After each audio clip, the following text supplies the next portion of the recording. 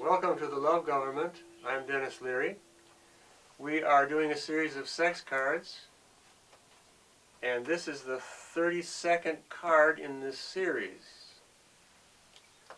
And it appears in the suit of life. In the card game, this is the card layout, and the suit of life, or the life column in this structure, is the human stage. First we had the cell stage, then the plant, then the animal, and now we come to the human, which is the 4 of life, as we say in the card suit. Notice here that I say human, and it's spelled A-M at the end, not man, human. I'm changing it very slightly for a very important reason, because it has a different frequency, first of all. It's human, not na at the end. And I'm giving the emphasis to mum, or ma'am, or woman, rather than man, because it's more in line with nature, which puts woman first and man second. That's nature's way, and therefore it shows up in the language, and by the words and the language we use, we change the culture inside of ourselves and the culture outside. On the positive side, we have happy human as the word vibration. On the negative side, it's harpy human. And all of these terms kind of resonate with each other. The picture on the happy side is that of the 10 of Pentacles, which shows a civilized scene. In the background there's a city, and then there's an archway here, and this is the arc of love. Arche in Greek means first principle, most important thing, and that's a love arc in our interpretation. There's a man and a woman and a child inside that arc. They're in love. Outside there's a man with a white beard and hair and 2 dogs on the outside. This is the patriarchy.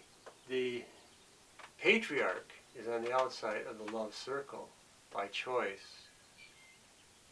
Patriarchy is a system of power, which puts the father, literally means father, as the first principle. This is a rewrite or an overthrow, a rebellion against the natural system, which has the father as the assistant, the helper of the mother, or the male lover is giving assistance to the woman lover. Now, in religious terms, patriarchs were the religious leaders, and their leader was God. God is the chief patriarch in that system. He authorizes, or is the author, or the legitimator of their system. So they all refer to God. The hidden part of this is that the patriarchs are wannabe gods, and they're manipulating God from behind the scenes, using that word. Now, many people get offended by this because they say, that's not my God that you're talking about. I mean a God of love. Well, to keep things clear, why not use the word love then? The Bible says God is love, but if that's so, why not go directly to love? Because it has a lot more advantages and resonance than the word God. God, in English, comes from the word Gott, G-O-T-T in Germanic or Teutonic, and it has the vibration of you got to do this, you got to do this, you got to do this, got. If you do, I'll reward you, and if you don't, you'll get punished. Either in this life or with hellfire. So the word God has a patriarchal connotation to it. So in terms of changing culture, if that's what we want to do, use the appropriate language. So just go to love directly and don't use the word God, because it has patriarchal vibrations which will hook you unconsciously it hooks you, grabs you by the balls, or the tits, or whatever. Now, this is called mind fucking, or it's called psy-ops, because it's so tricky. Take the example of goddess. The feminists use that word, and they worship the goddess. But it's the same vibration. It's a little god. It's a diminutive god. So by reason of the word God, it's still hooking. And so the feminists, say the good-intentioned feminists, who are worshiping the goddess, are getting hooked unconsciously by that word. Because they're not conscious of what's going on. So every time you use the word goddess, or God, or Lord, you're setting up a vibration, and that is this model here of power, patriarchal power. So ironically, in this picture, the patriarch's outside the ark of love, and there's two dogs with him. Dog is God spelled backwards. Another hook. Another very subtle hook. But we can become unhooked by being conscious of it and then reprogramming or reinserting the original tape or the original program. And that's to be happy. If we're not happy, we're not human. The thing that kills happiness is to be a harpy. And these are wands. It's actually and they look like harpoons. In other words, they're weapons to kill. And they're harpies because they have a hook on them too. They pierce through the body of the whale and they hook them. They hook them in. That is called mind operation, psychological manipulation, where you get harpooned and then hooked. And it's happening all the time. All the time. And we do it mainly with our thoughts. Our thoughts can be harpoons. When we are devious, or lying, or we're cruel, or we're cutting, or hurting in our thoughts. That's the prelude to our words. And we know how words can hurt us. They stick us like arrows, or spears, or harpoons. And then they drag us. And then they're cutting words, especially if we're vulnerable. Like children are very vulnerable in their early years. And if they get harpooned by their parents, authority figures, they get pierced, and that really hurts. And then they're hooked, just by reason of the language, by the thoughts. The love government then looks, first of all, to the thoughts, to the languages, to the values. And that's symbolized with the handbook. We'll get to that later, but the handbook has five chapters in it, 5 principles. 4 fingers and the thumb illustrate something. Now the thumb represents the clitoris.